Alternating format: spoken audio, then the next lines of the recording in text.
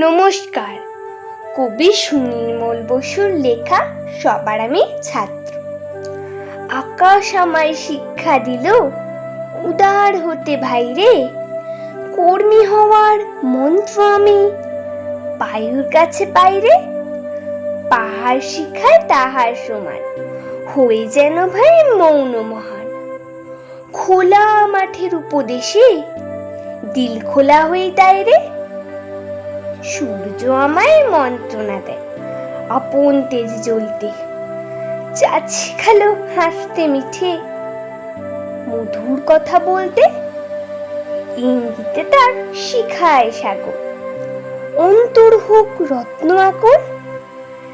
নদীর কাছে শিক্ষা পেলাম আপন বেগে চলতে।